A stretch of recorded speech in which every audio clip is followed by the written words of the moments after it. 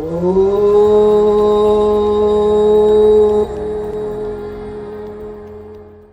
right, so we're continuing in on the nurture series, which is really stirring. It's ironic how when you plan something and you plan it ahead of time and then you're living it in real time, and then you know that people will be doing it even after the actual practice happens. So to experience this in real time and to know it was planned a little while ago is interesting.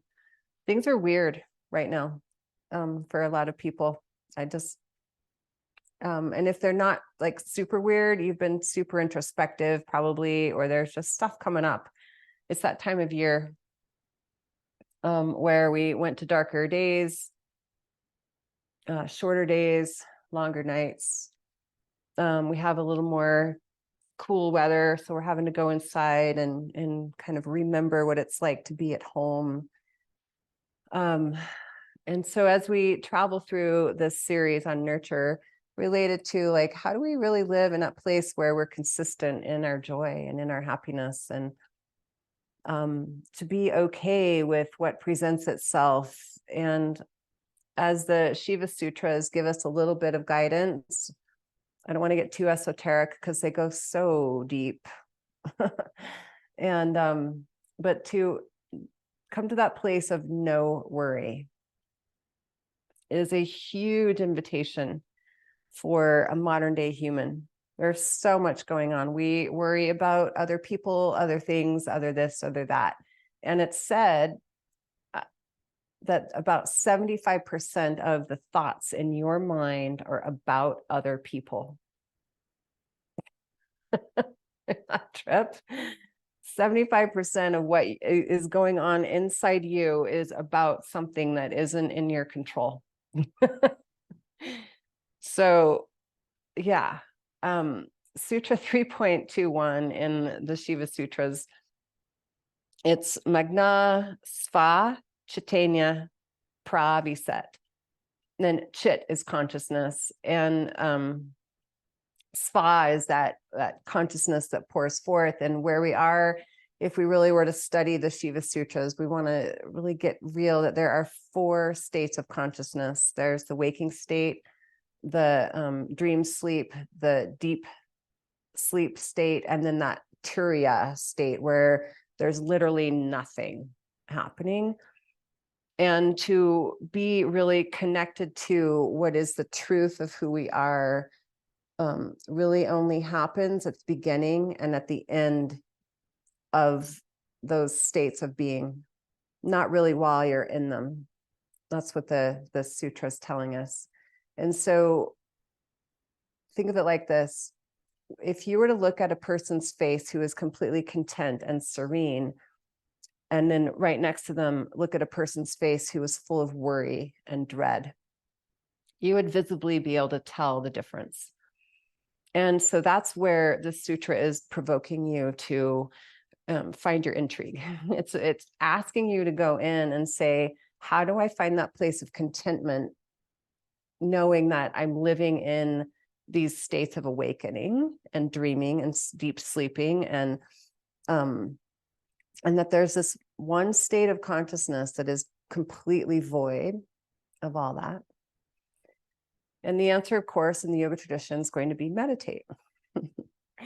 Find that place where doing no thing feels natural.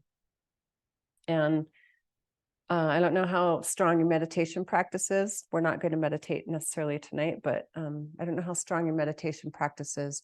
What I can tell you is to get to that place where you find comfort and sitting in your own stillness is a huge leap in the journey of the yogi.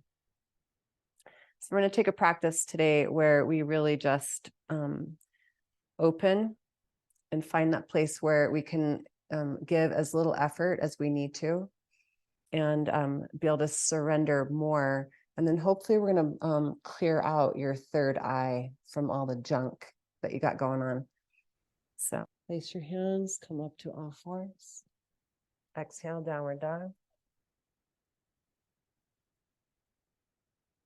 And count 6, inhale.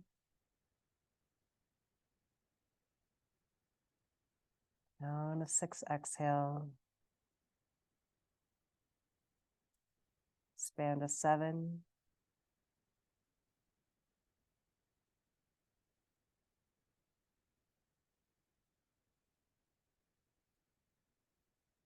And 8.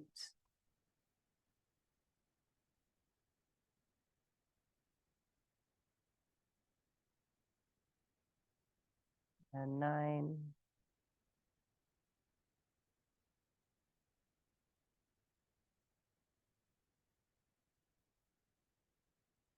And 10.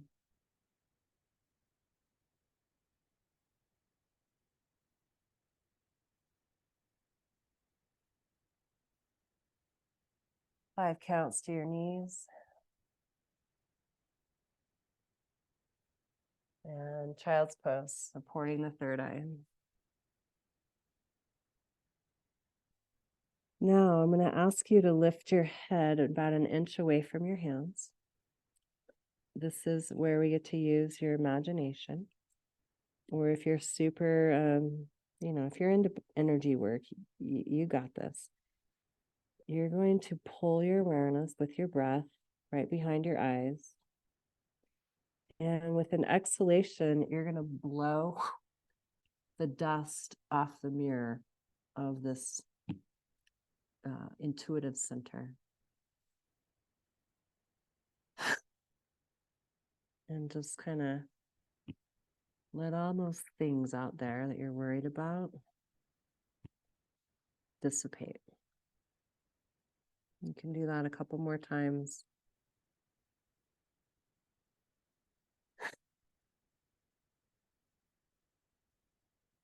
And then this next one, if you want to imagine inhaling a really beautiful violet light, violet blue. And then bring yourself up all fours. Down to the ulnar blade. And if you want to go up into forearm balance, find your wall for your arm balance, or we can lift one leg at a time. You don't have to kick up. Yeah, you don't have to. Yeah. You're going to the wall, your knuckles go almost to the wall. But remember, cock the thumb towards your heart, push down through the ulnar blade of the wrist, push down from outer shoulder blades to the outer elbows, and then lift the knees. And just be here. Don't get pulled into what's ahead, but the opportunity's there. And if you want to lift one leg, pull right foot to the middle and lift one leg. And then just see, is this easy? Can you breathe here? And lower that leg. And lift the other. And see, is it easy? Can you breathe here? And if you want to stay here, you can. If you need child's pose, go there. But just stay calm. Stay collected. Stay in the no thing.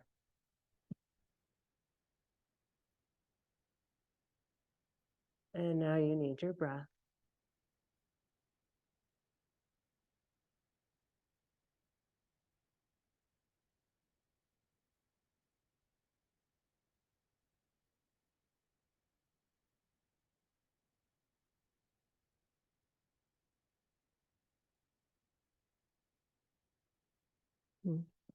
Help yourself down.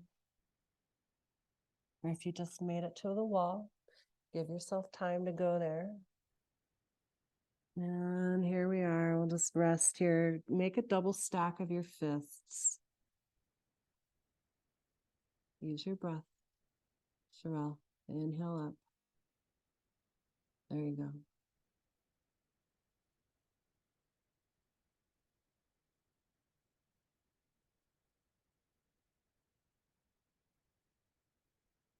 Have a big sigh.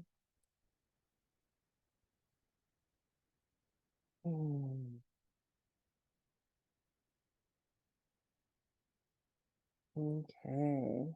You're up in hash, forearm stand, help yourself down and take your child's pose. And the rest of us are going to transition to our shoulder stand. So you'll take your 2 blankets and stack them. And you know this, you want the folded edge facing up where your head's going. And I like 2. 2 blankets.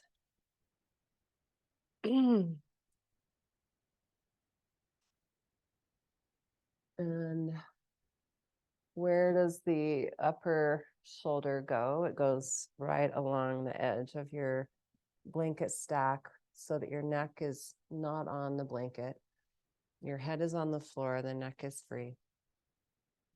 And so it looks like you can line up your upper shoulder with your upper edge, the folded edge of your blanket, and your hands can come to a bridge pose position. So I'll just see where you guys are. And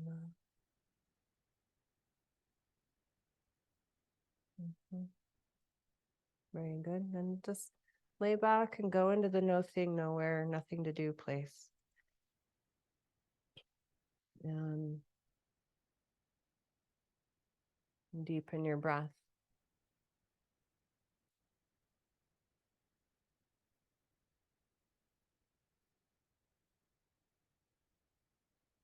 Now we'll do the first one without lifting the hips. So draw the knees over the navel and lift your feet straight up. So hips stay on the floor. Yep. You got it. Feet up.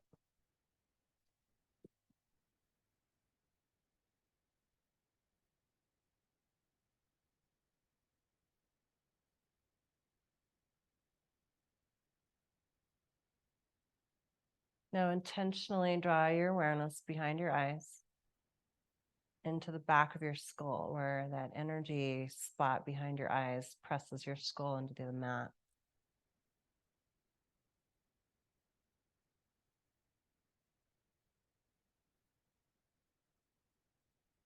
Try to keep rooting that part of your head and lovingly drawing your shoulder blades in towards your heart and down towards your hips. Keep the back of your head anchored as you bend your knees and place your feet.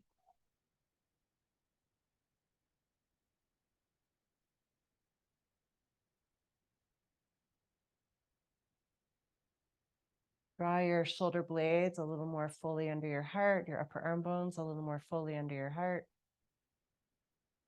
Press back through your head, back through your upper arm bones.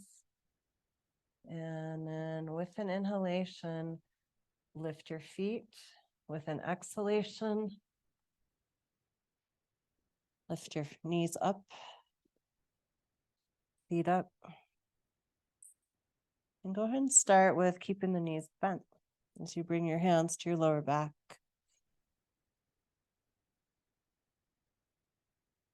Good. And just pause here. It's like a little bija, a little seed. Bija means seed. Now notice that the diaphragm has to work a little bit harder here. So just fall in love with that. We're still doing diaphragmatic breath. Now, as you press back through that spot where your eyes meet the back of your skull, press back through the outer upper deltoids into your blanket. And then from your tailbone, stretch the feet up to the sky.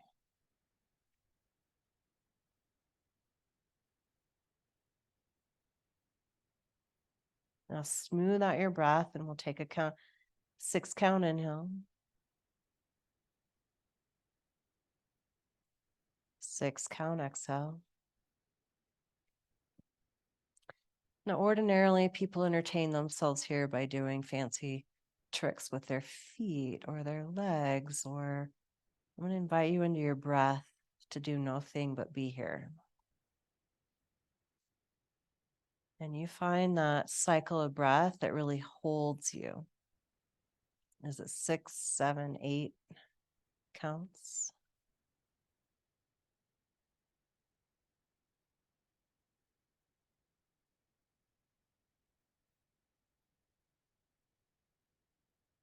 Honoring when you need to come out of the pose. Those of us who would like to stay will stay.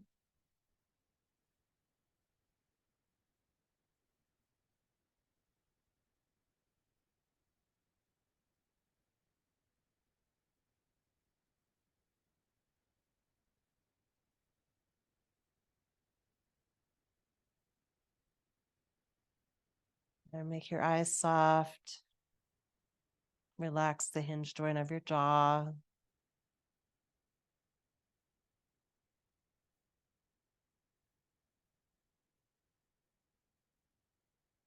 Staying present in how the upper palate, right behind the eyes, energy roots into the head, into the floor. Slowly bend your knees. Slowly. And then to the count of 10, help yourself down. Like you did when you rolled up from that very first forward fold of your practice. Roll down. Keep your head anchored.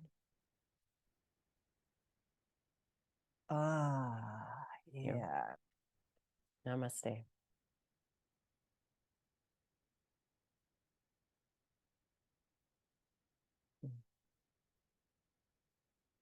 Thank you. Thank you.